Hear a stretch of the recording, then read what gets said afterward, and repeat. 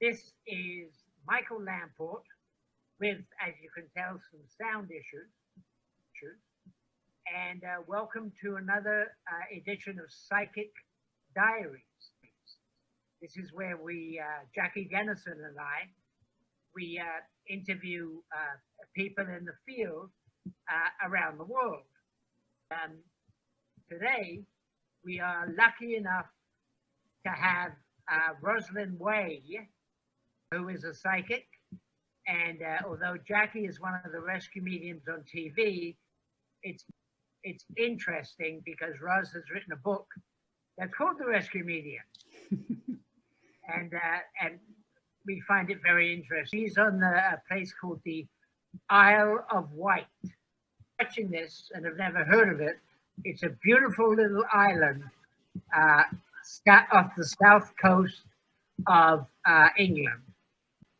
So you should try and go and visit it, but not all at once. Okay. And what are you, Jackie?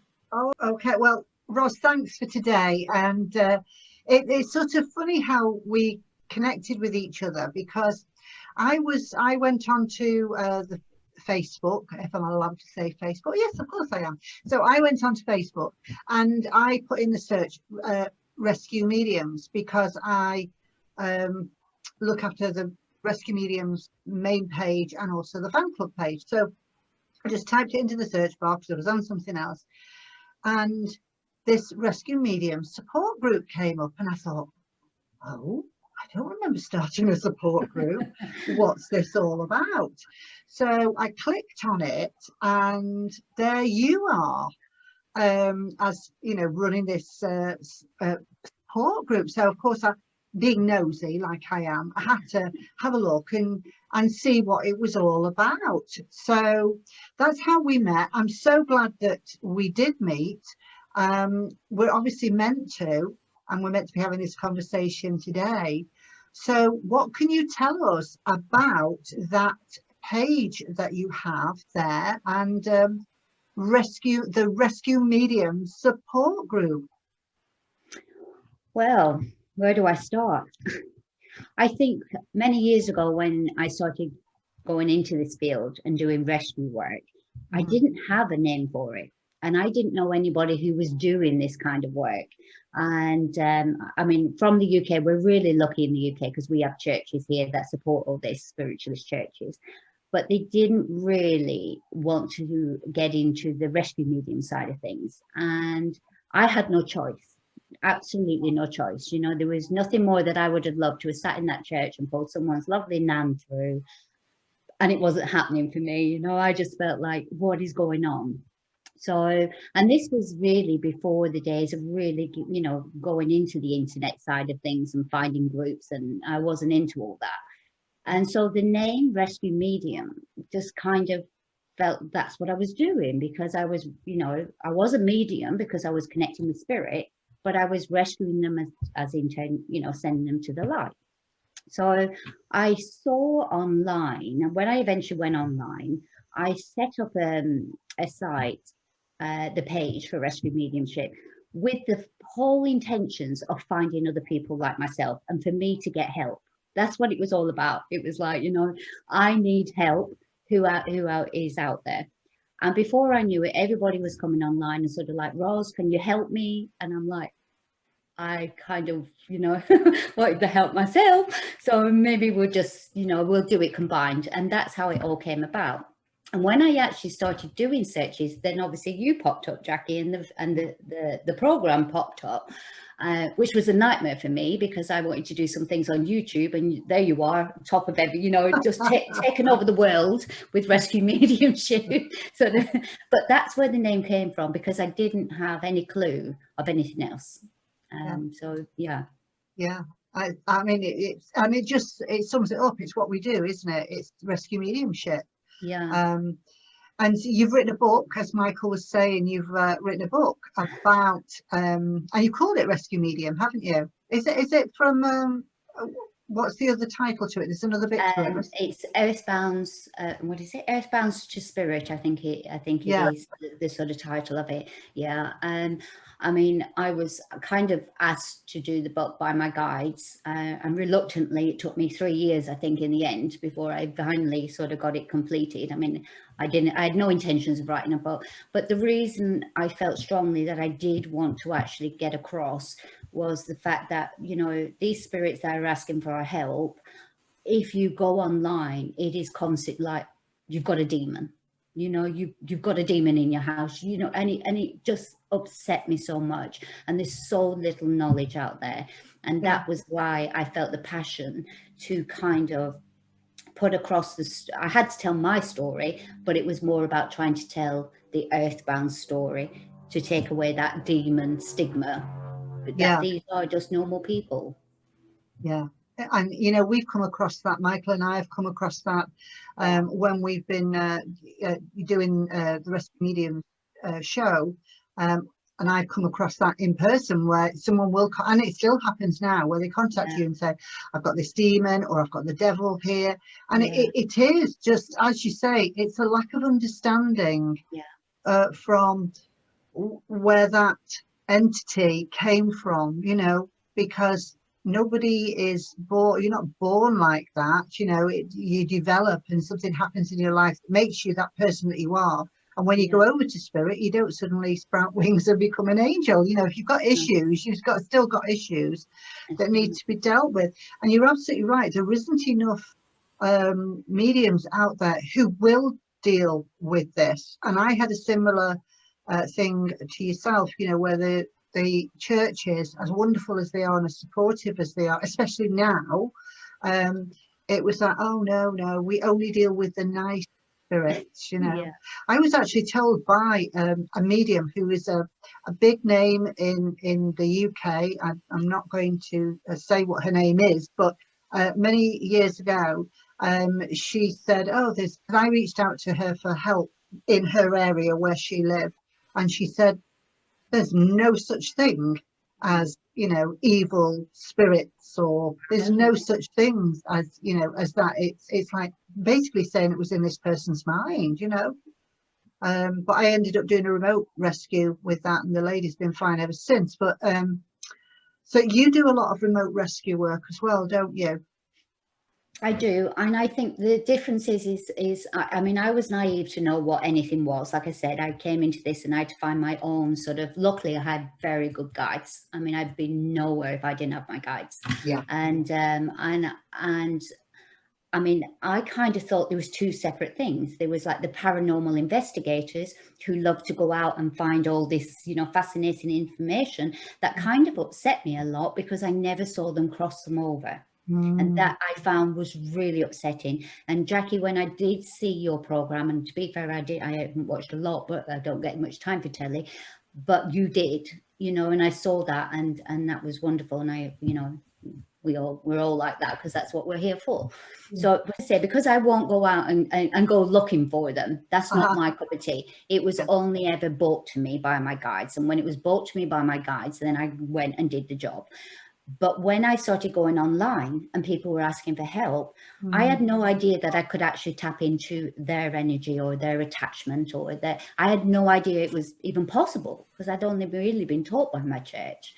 And so slowly but slowly, we as mediums were pulling in the correct information, and therefore it just escalated, and we found we were able to do it remotely. Yeah, because you work as a group, don't you?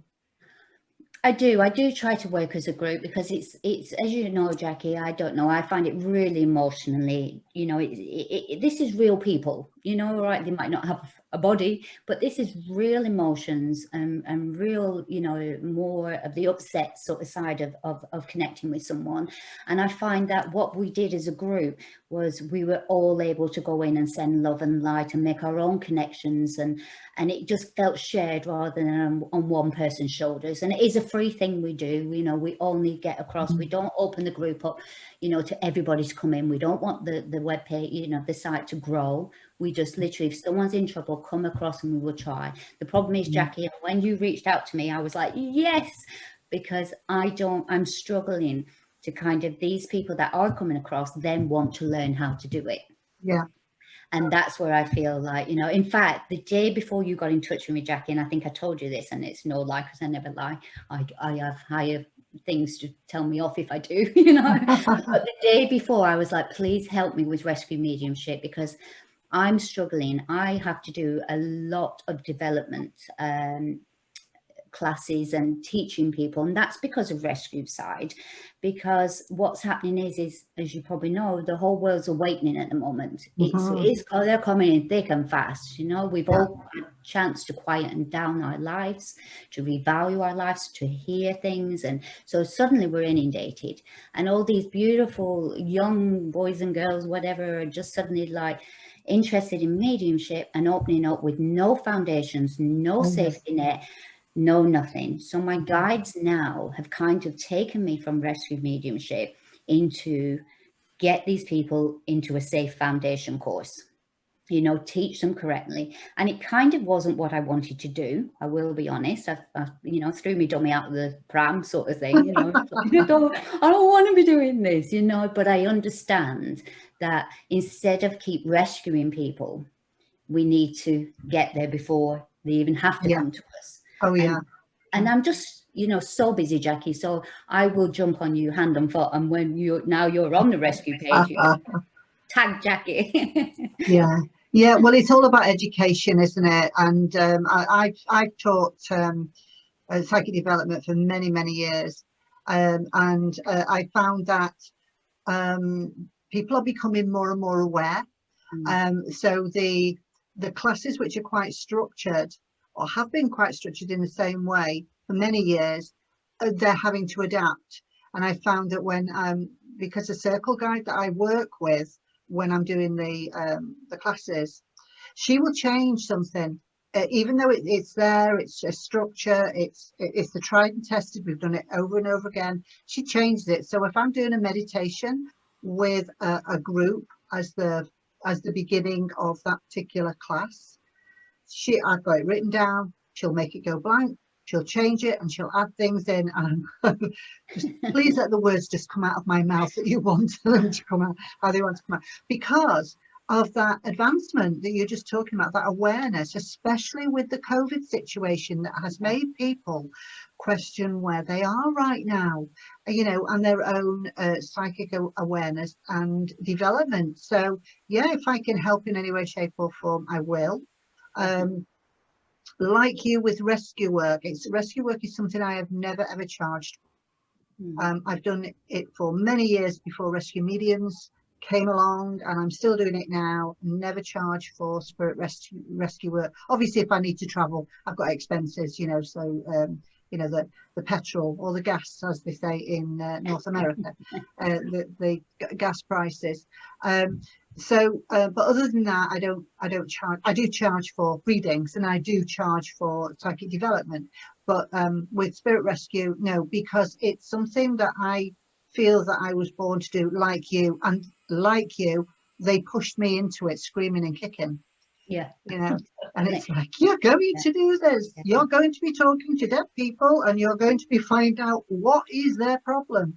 I call it psychic counseling. It's like we're a psychic counselor, you know. But you do counseling yourself though, don't you? You do like a spiritual counseling as well. You're qualified in those areas, aren't you? Well, I kind of am training in all different areas to sort of get lots of things on my belt, because as I say, I think like dealing with spirit is one thing, that's a counseling is on, and you only need love and light and compassion and, you know, sometimes a bit of balls, if I'm allowed to say that, because it can be a bit scary, you know. But I think, as I say, I think that so many people, there's a lot of, what I've found is, and this is really hard thing sometimes to say to somebody, especially when they come on the site, that if they've got inner trauma and if they've got issues, and I'm not on about spirit, I'm on about the person who comes for help, if they've got any kind of trauma or issues or negativity around them, it doesn't matter. And this is what worried me. And the reason I say this is I remember I had a beautiful girl come to us, absolutely beautiful. And she was a recovering alcoholic, bless her, and she was doing really, really well. But the problem was, all her life, she said she'd had attachments. She'd always seen the negative side of things. And it wasn't me who removed this attachment, but I witnessed it online. And so somebody came in and removed the attachment from her, which was wonderful. Saw the attachment go, fantastic. But within seconds of that attachment going, I just witnessed another attachment come straight back in. Yeah. And I didn't say anything to anybody. I just didn't, until I could get my head around it. And then I'd never said anything to her. And then about months later, she messaged me again. She's like, Rosanne, I've got attachment. And I just thought, what am I going to do? Because if I remove this attachment now, who's to say the next attachment that comes in isn't worse than the one I'm just kind of going to remove? And therefore, I had a real wobble and thought, I can't do this. I'm not qualified enough to do this. But then I realized that it was, unless she sort of raised herself and got her development and her vibrations, it was just a vicious circle we was going to go round. Yeah. And that's where I think, I kind of, rather than counseling, I'd rather kind of be called a coach, where I'm more of a mentor and a coach in the spiritual side to raise people's vibrations, get their protection going and all those kind of things, because there's two scales, and we, rescue mediumship can keep helping the spirit, and I like to think as rescue mediumship as the one that helps more the spirit. My heart is in it for the spirit rather than the person who's suffering, if you know what I mean. But then there's the other side of me that really feels for the person who's petrified, but you've got a lot of issues that you've got to face. Oh no, that totally makes sense. Because the spirit, of course, it's a spirit within. It's who we are. That's who we are. So, if somebody has issues, and we've come across this with Michael and I have come across this with rescue mediums. If someone has an issue themselves, then they can almost manifest something, and really believe that it's there, because it's a and it can be a manifestation of an energy and it's not all in the mind, but it is inside. Excuse me, having to uncover and unravel it all.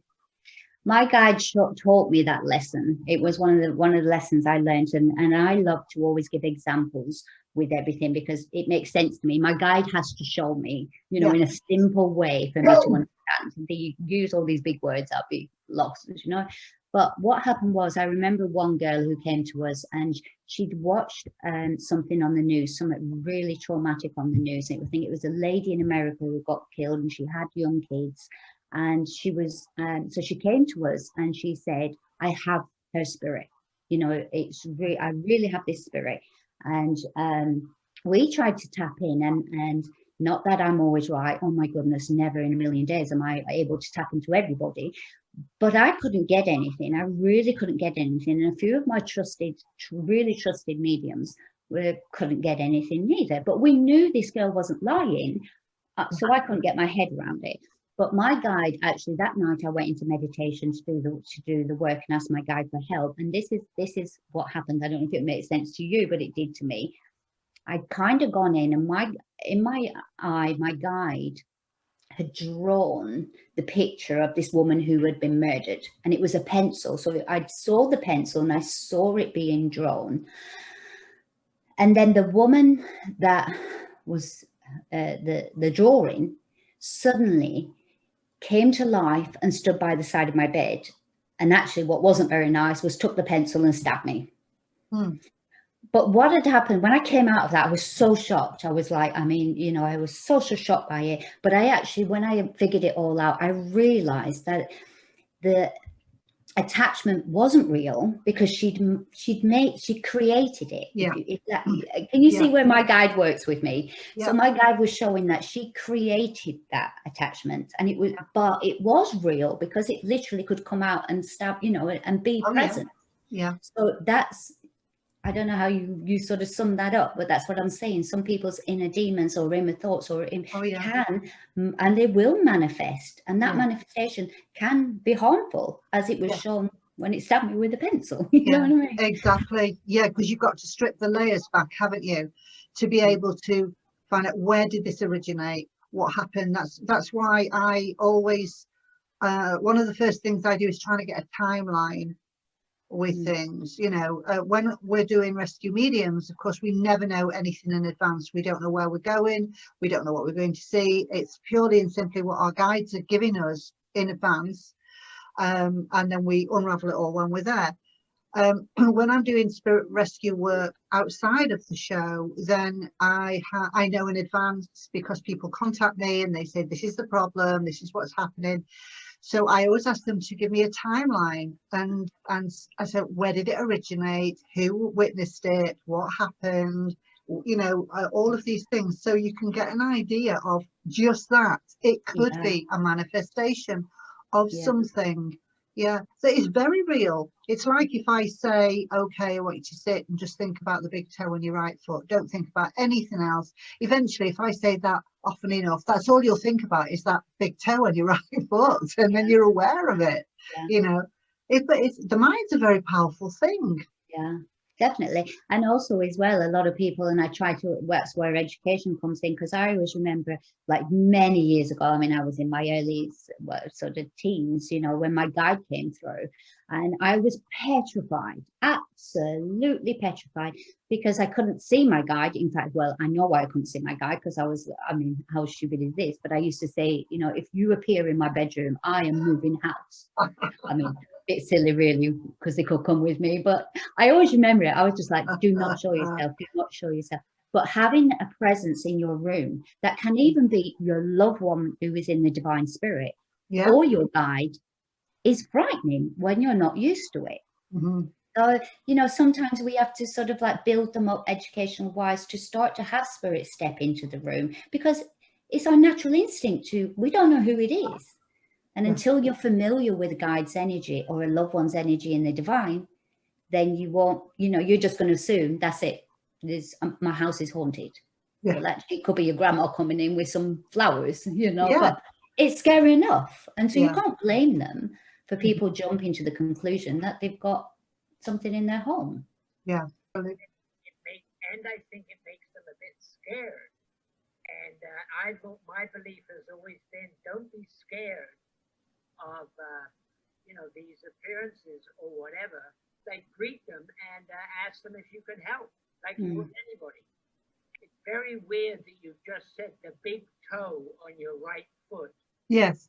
Because my nail on my right big toe foot, I won't show you, but it's going weird. There's something wrong with it, and it started about a week ago.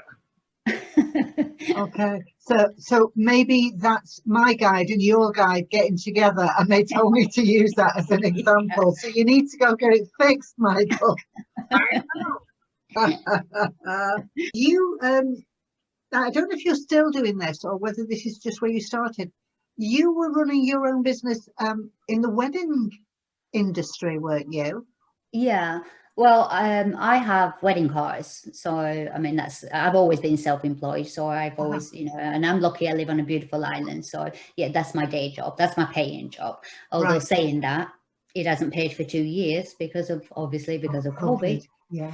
But to be honest, I mean, it was really funny actually talking about my guides and money actually that you mentioned earlier, you don't charge. What happened to me is I was the same. I don't charge, you know, that's it. I just go on, I will dedicate what time and so on. And my guide actually stepped in 2 years ago and sort of said, you need to create development courses and charge. And I was horrified, you know, because A, I didn't need the money. B, I couldn't be bothered. And I was just like, you know, no, thank you, you know. And my guide was persistent, constantly kept saying it. Little did I know that the day COVID hit, that was it. Every wedding just cancelled, as you know, for 2 years now. We're knocking on 2 years that I've had this effect. So, you know, like always, I should have listened to my guides, you know what I mean? And so that's where I started doing the development courses. And then the rescue medium side, no, I don't charge for that unless somebody wants to come privately. And I prefer them sort of not to, because I'm not as gifted maybe as most people. And it kind of takes me 3 days for me to really connect with whoever it is, and you know, and it's not by choice, you know. Sometimes inviting someone's spirit or attachment, and I don't know what I'm inviting in, that's the worst of it, you know, Yeah. inviting that in is not something I would like ideally like, yeah, bring it all to me. You know, thank you. I used to say to my guide, it was really funny because my mum's a medium. And she's been a medium of the church, and my sister's been on podium and a medium of the church. So I grew up with this, and I had no intention, absolutely none. It was not for me. Obviously, I was aware of it, and I wasn't frightened of it. But like I said, what happened is what I was seeing wasn't what. In fact, that when that film came out, Sixth Sense, you know, that obviously the film Sixth Sense. Yeah. When that came out, I thought someone had stolen my life, only in the fact of the beginning, because the very first time that I saw a dead person like that hanging was in my school.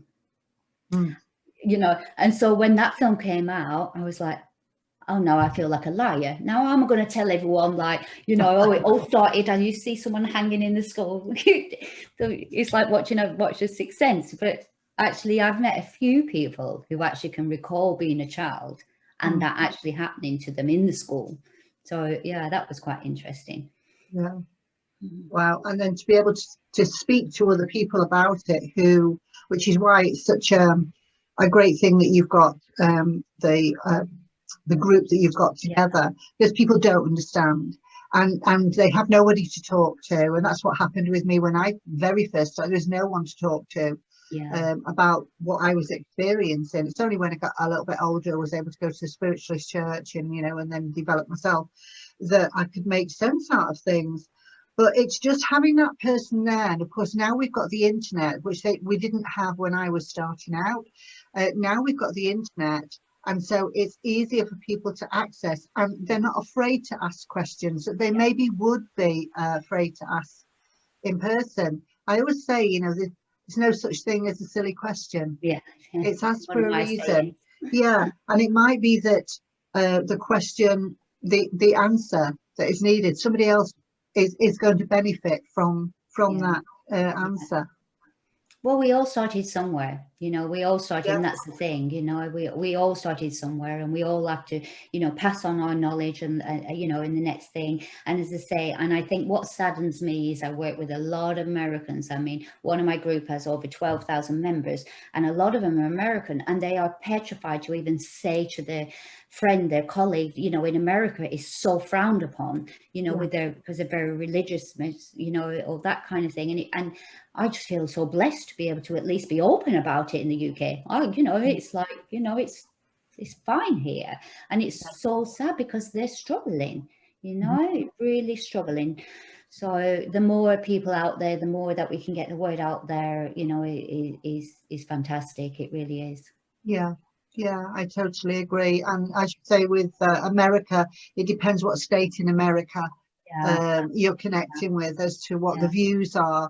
You know, it is, my husband's American, so I know from he's traveled all over the states. So I know from what he's told me about how there are difficulties in some states that are not a difficulty in another state.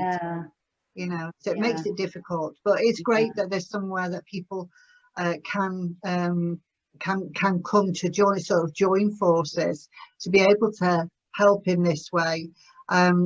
This show that we're recording now is going out on veryparanormal.com, and that is a website that was set up by Michael and his business partner Gregory Shepherd, to be able to educate people, to be able to you know, encourage people to, you know, not only see the paranormal shows, you know, or like rescue mediums and other sort of things, but it's to take the fear factor out of things, which is what rescue mediums hopefully does. Is like, let's take the Scooby-Doo effect out and let's show it in reality. But you know, a healing side, people have got questions, they can go to a healing room, you know. So this is something that we're always looking to develop further and further, because they very kindly invited me on board with Very Paranormal. So I have my say whether they like it or not. That must be an English thing. It is an English thing. Quite direct. Yeah, it's a very British thing. Well, of course, Michael was born in England. So where do you see yourself going forward? How would you like things to move forward for you? Isn't it? I mean, I do a lot of volunteering apart from my wedding business, which I want back, and hopefully, hopefully next year will run itself back into it. I do a lot of volunteering as well, and I do that for the hospice and the hospital. So I actually do sit with patients right at their end of their life if they have nobody, and I love doing that. I'm very passionate about doing that. I also run help with bereavement lines and all these kind of things. I'm not struggling with. I mean, COVID stopped us going in to do the bedside vigils. That was such a shame, but we will all get back on track. But I believe everything has a purpose anyway. So the fact that I had to step back from all this kind of opened the door for me to have to step up. Even doing things like this, if you'd have asked me before all COVID, I'd have been like, no, thank you. You know what I mean? I have no intentions of putting my name out there. Even with the book, I put a false name on until my friends completely, utterly nagged me, and like, put your name on there, Rosalind, which I eventually did. But, I have just no intentions of being a public anything. But I made this promise to myself. Everything we do in life is a promise that we set ourselves to come back for, and so therefore I can't keep avoiding it, because if I don't use this lifetime to help people spread the word and educate people to educate other people and so on, if I don't do it in this lifetime, I'm going to have to come back and do it all again. And I just think I might as well just shut up and put up and get it done right this time. Get on with it, girl. Just get on with it. I know. No, just leave me alone. I just want to, it's like, no, I better just get it done. What I think I'd like to do is I must complete at the moment my rescue medium side of it. And I was only talking to this with my girlfriends and sort of saying to them, the rescue medium side, I kind of feel like I'm going a bit backwards with it. Like, my guides aren't bringing me anybody. And that's hard, because that's all I used to do. And I never question, because I believe everything is, is for a reason, So while that's not happening, I'm having to go and do all this more development to get people, like I said to you, it's that back to front, isn't it? And that's not where exactly my heart lies. So what I'd like to do is get all these development things sorted out, and then get the girls to be passing these on and running development classes. I'm not really into that. Don't get me wrong, I loved everybody I've been with so far, but I want to get back to my rescue medium side. I really, that's my heart, that's my passion. I'd rather be helping those that nobody else is helping, or too fearful to help. And that's where I kind of want to get back into eventually. Well, that they've obviously got a plan upstairs. I know. And like you, I trust my guide completely. When did you meet your guide, your main guide? What was your first experience? I mean, I got quite a few stories with my guides. I'm trying to think of an interesting one. I mean, my first guide was Jules. And Jules, I remember seeing as a child, and he was French, and he would actually talk, in French, but I don't understand a word of French, but I understood everything, because it's energy, isn't it? Yes, I mean, it's the only language we use in this country, so it quite amazes me now. But I never thought about it when I was younger sort of thing. But Jules was my first guide, and Jules, when Jules was with me, and I was always aware of him being with me, but my life was a lot easier to say that I have a good intuition. My husband is not into sort of spirits, or is a non-believer, and so are my grown-up boys now, and it just made my life a lot easier to say my intuition, my gut instinct is telling me, blah blah blah. You didn't have to explain anything. Rather than say, oh, my guide's saying, it was. So I used that for years. And in my 20s, I know, because in my 20s that my guides were really stepping forward and sort of saying things that I thought, I can't open up to spirit, because even if I open up to my guide, I know something's going to come in that I'm uncomfortable with. And so therefore, what I'm going to do is I'm going to go to the church, the spiritual church, and I'm going to learn properly. Until I can ground, I am moving on to nothing else. Until I can protect, I am, and I'm tough. So I sort of done that. And then I went to the church in my 20s, but my life with my young kids and everything else, it just wasn't appropriate. Yeah. You know, it just wasn't the right time for me. So I stepped back, and then again, I tried in my 30s. Wasn't the right time, setting up my businesses, and life just wasn't about that. And then when I got to my 40s, I kind of run out of excuses. That was really was it. It was when I would talk to my guide, I'd run out of excuses, you know, and it was like, I've got nothing else to say but to say, okay, I will dedicate my life to whatever you want me to do. And that's the promise I made at that point in my 40s.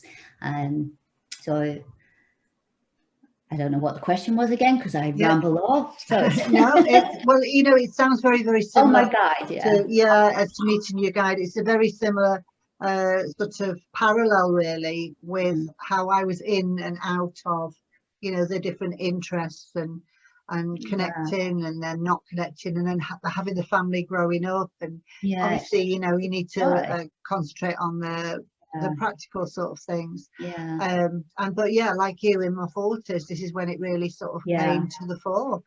And I think we're streetwise in our 40s, so we don't sort of go with the drama. And in our 20s, everything might be, you know, 10 times magnified. In our 40s, it's like, oh God, yeah, you know, I've been there, done that. You know what I mean? So everything we just kind of just get the job done a little bit without the sort of, you know. But I remember I don't know if this ever happened to you, when my guide actually you know, my first guide, Jules, the day I dedicated my life and said, that's it, I will dedicate my life to God, and not everybody uses the term God, and that's fine by me as well, but you know, I do.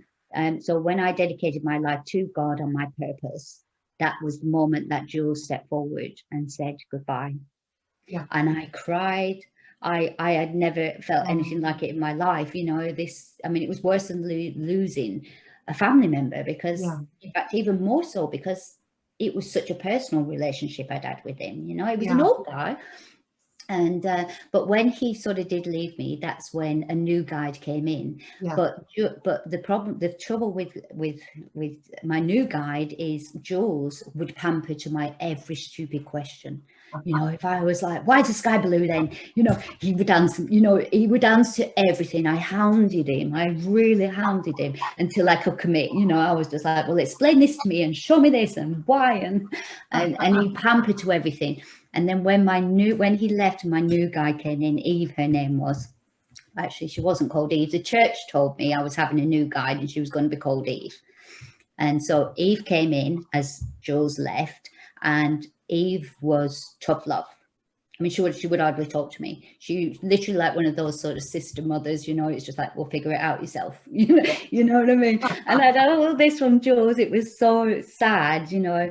But funny enough, talking about Eve, it was about, I don't know, 2-3 years later, that one day she actually said to me, Rosalind, my name's Barbara.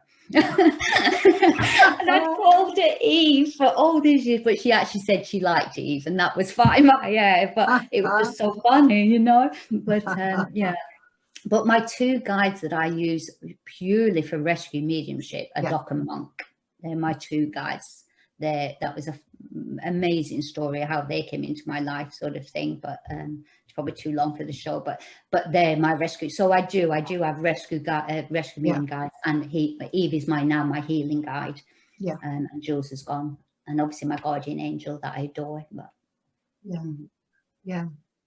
I love it when they do this, when there's different ones that come in and out. I mean, my main guide is Jeremiah, and I have Red Cloud, and they work together with a rescue work with me. But there are others. I work with a circle guide called Chandra, and then there's others that come in and out depending on what I need to learn, you know, and whatever it is that I'm dealing with at that particular time. We used to do with my sister, because I'm on the Isle of Wight, my family are up north in Lancashire, and where my sister and my mum were into the church, they used to do circles within the church, and it very quickly turned into rescue circles. They had no, you know, it wasn't planned that way, but you know, that's what their guides, I mean, were you know, put forward to them. And so I started to join by Zoom, and we didn't know even if this would work, and this was before even like going online. You know, so I would join my sister sort of, you know, and be in the circle. And we had two guides that used to come in, Rainbow Warrior and Chief White Cloud, who would only ever come into that circle. I mean, they didn't belong to any of us, they belonged to the group that would come into that circle and bring forward whoever it was that needed crossing over for the group to do. So, you know, that's fascinating. I'd like Rescue Medium to be able to open up to that, you know, Jackie. We'll work on it, Ros. It's time. This is a problem. This is why I want to get problem. Yeah, I want to get all this development course side and website and everything all set up out the way so that I literally we can, you know, go in this, because it's just every single day. And the children nowadays, this breaks my heart, the amount of posts, you know, on our normal group, not rescue group, but that are coming through worried sick because the kids are not sleeping and screaming and someone's in the closet, and you know, and all this, and that's tough, you know, as a parent, that's tough. You know, and that's the trauma with what they're going through right now. But then you see, there's a hard side to me, or a practical side to me, that sometimes thinks, well, you know, that happened to all of us rescue mediums. All mediums can remember being a child and being frightened, and we've all grown up not, you know, to be normal, if you can call it normal. But you know, it's life, you know, spirit are out there, you know. People walk in and out my house. I don't own this house, you know, it's just spirit can walk in and out, you know, at any point. And people want to awaken. So when they start to awaken, the problem is they can't turn that button off. Because when you turn that on, that's it. And I try and, you know, it's learning to control it, isn't it? Learning to shut that spiritual doorway so that it's there, so you're in control of your gift rather than it being in control of you. You know, so it's interesting you said about, you know, spirit walking in and out of your house. My guide knows, he's my spiritual doorkeeper. You keep that door shut unless it's absolutely necessary for you to open it. Do not open it at any time. The one time he did, or one of the times he did, I had my cousin jumping up and down on my bed. She's in spirit, been in the spirit for quite a while. And she was jumping up and down on my bed. And so I knew I had to listen to what she had to say. And she said, don't worry about Mum, she's going to be all right. I'm going to look after her. And she was talking about her mother. I thought she's talking about my mum, but she wasn't. She was talking about her mother. And the next day we found out that her mum had passed away very, very suddenly. But she was just letting me know in advance, don't worry about her. She's fine. I've got her, you know. And so so that was one of the times when my guide said, yeah, it's okay, you can go in and just give her that nudge. I think there's a big difference between leaving your spiritual door open, which means you purposely are inviting anybody in. So it's just like, come in, and who are you, who's in my room, who's there. That to me is leaving your front door wide open for anything. Exactly. I think, you know, for the fact that spirit may, you know, I might be in the kitchen doing the dishes and just think, who on earth is that? But I'll never see that shadow person ever again. You know, that's not, you know, it's not an invite into my house. You know, it's just it might be a walkthrough. You know, there's plenty of walkthroughs that can come through sort of thing. You know, but certainly not leaving my door open to invite anything in is a definite. I mean, we teach a lot of 12D shielding. I don't know if you use it, Jackie. You know, we're very, very strict on using, you know, a form of protection around and the 12D shield. And it's the first thing we ask anybody that comes in for help, is to say your responsibility is to get this, you know, to get this protection going. And once you can learn to build this shield around yourself, you can expand it to your family, your loved ones, your home, your car, you know, and it's you know. And I get really upset if I don't feel people are putting in that side of work of things when they're asking us, well, you sort our mess out, you know.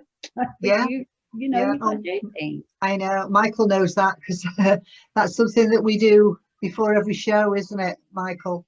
We all do it, and the crew does it as well. But I'm just going to add, Ros, to you saying about not leaving your door open. Well, I mean, I do the same thing, but for a different reason. If there's a knock on my door, I always think it's the police. So I keep the door shut. Yeah. I have to tell you, Ross, that Michael lives with two spirits in his house. His house was built by my great uncle, Oh wow. a great uncle, and even though he's in Canada and I'm here, my great uncle, he emigrated to Canada and built a house that Michael lives in, and he's still there because he thinks Michael's a really cool guy. So he's not trapped there. He just likes to hang out with Michael. And then his wife comes in and, you know, says, "Come on, get back here." So it's so funny. And you've lived with him for quite a number of years, haven't you, Michael? Yes, I have. Yes, yes. It's, you know, isn't it funny how this is what we always say, there's nothing not pre-planned.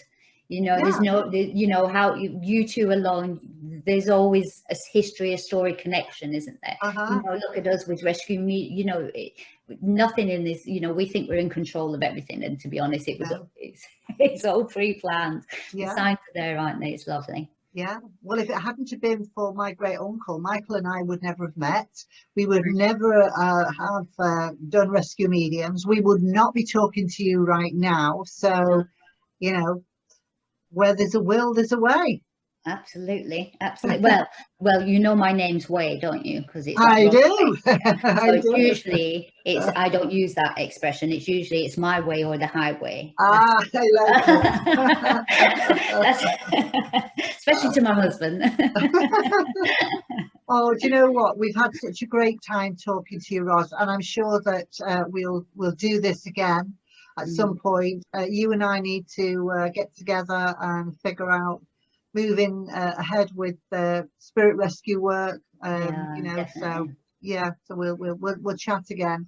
Yeah. We're meant to have met like this, and hopefully Michael will have his voice back next time and the ears and voice of his computer fixed. It's a pleasure meeting you, Ron. It's a pleasure meeting you too, Michael. Jackie, it's been wonderful. Thank you for inviting me. I really enjoyed it. And I'd love to introduce you to, you know, to our team, you know, or the girls and step up. And as I said, we have no ego. Nobody works with ego. So we just like anybody who can come in with any blessing and any love and light and any help for anybody, we welcome with open arms. Sounds wonderful.